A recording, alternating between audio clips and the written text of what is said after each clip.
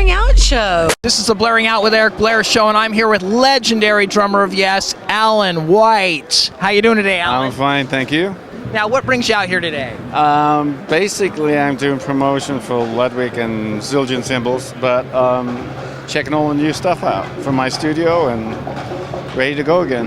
Now, you are one of the mainstays of Yes. When everybody else bailed out, you and Chris just stayed with Yes the whole time, never gave up on it. That's right. Now, why is that? Because we believe in what the band does, I think, and guys had different things they had to do and different direction, but eventually everything came back together, and we just finished a 2-month European tour, and we're just about to go to back to Europe in the summer with a new kind of performance. But we've been touring with an orchestra the whole time, 45-piece orchestra. So now it's kind of the next step in the band's life. Now, a lot of people might not realize this, but Yes actually recorded with an orchestra back in the day, too. Yeah, one of the very first albums had an orchestra on it. I don't think it was a good experience because it didn't really work on stage. As it were, but very costly, especially very costly in the early at that time. And but now we worked it out. We used a Polish orchestra and a Russian orchestra, and the European tour was a great success. So we're really happy, and we're just enjoying kind of doing that kind of stuff. So now you have done some, guest work on other people's albums, including John Wetton. Yes. who was very famous from his time in King Crimson in Asia and UK. Right. And you worked on the Wetton Manzanera record. And what was that experience like for you? Very informed. The experience was great. It was a time when I was doing a lot of different albums for a lot of different people. And it was great working with John and Phil on something that was as diverse as that is. And it was just a great experience to hear a good album, and I still play it today at home. When John and Rick left the band in, I think, 78 or 79, Jimmy Page was doing some work with you. Right. You guys stuck it out. For a while there, you guys were actually practicing next door to the Buggles. That's right. Trevor Horn and Absolutely. Jeff Downs. Tell me about your first introduction to Trevor and Jeff Downs and what that was like. Basically, we decided one day to call each other and said, whoever turns up on Monday morning is still in the band. And John was doing diverse things and doing solo projects, and basically Chris and Steve and myself turned up and started writing music, and Trevor Horn and Jeff Downs were next door, like the story goes, and they were big fans of the band. So basically they came next door and said, I've got a song for you guys that's really, really good, it should work. And they came in there, and within a week they were in the band and we were making a new project.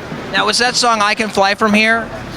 I Can Fly From Here, yes, but it wasn't on the album. Yeah, but I actually have a tape of you guys doing it Well, live. we're the most bootleg band in the world. What would you say some of your highlights of being in Yes were? Oh boy, there's many of them because it's been quite a while. Yeah. I've been in the band. In fact, in July is my 30th anniversary of being in the same band, which is quite unbelievable. So it's very unbelievable for a band to have that kind of longevity. As far as highlights, there's so many of them. Like playing in the rain, and Steve Howe playing steel guitar and the rain's falling on him, and screaming, I'm going to get electrocuted. I mean, there's tons of things that I could go through. But basically the band, what I would say is the band is playing as good now as it ever did. And especially we've been doing this thing with an orchestra. But the band is ever ongoing, and we're the kind of band that always is looking for something new to do and something new to play that's going to create things for all of these people around us here that follow, kind of thing. But not to say that we're the leaders in any sense. It's just a situation whereby we're always looking for the new, innovative kind of things to do. And the band, like I say, it's a band that basically doesn't look at the horizon, it looks over the horizon to the next thing the whole time. Yeah, and John Anderson is very much a part of that, because I realize he's somewhat of a leader in the group. Yeah, John. Well, all lead singers are a really driving force, but John has been very inventive and taken the band in different directions to kind of new horizons that we look at, and we follow and create individually. Each member of the band is they're very good players, so you can bounce off each other all the time. I mean, Chris and myself have played together for so long, we know what each other are doing most of the time. But you know, following Steve Howe, and then like yesterday, even doing the whole situation with Trevor Rabin was here yesterday, and we were having fun together. But he was a great influence in the 80s period, and it's just great, a great existence of a band, because people have to have their own outlet for what they do, but when the band is together, it's a very tight format. A lot of people want to know this. The recordings you did make with Jimmy Page, will those ever be released? Have they ever been bootlegged? I haven't heard any bootlegs. No, it's been bootlegged, don't worry. It has. I get emails saying, I just got the XYZ bootleg kind of thing, and yeah, I don't know how, but somebody got it from somewhere. Yeah.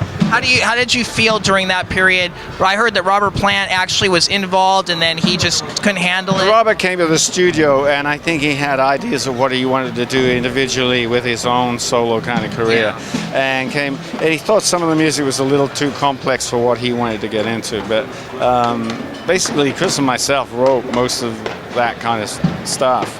And in fact, one of the tracks from that period, in fact, two of the tracks from that period of time ended up on the different albums. On Magnification, the last album, Can You Imagine, was a track from that period that was called Telephone Spies. Okay. And also Mind Drive from Keys to Ascension was started in the Jimmy Page studio. Wow. I woke up with a dream one night going da da da da da da da da da da, and wrote it down in music form, and then that's what ended up in as Mind Drive. Well, all your stuff is great, and it's been a pleasure talking to such a great drummer and a legend in the music business. Thank you very much. The Blairing Out Show.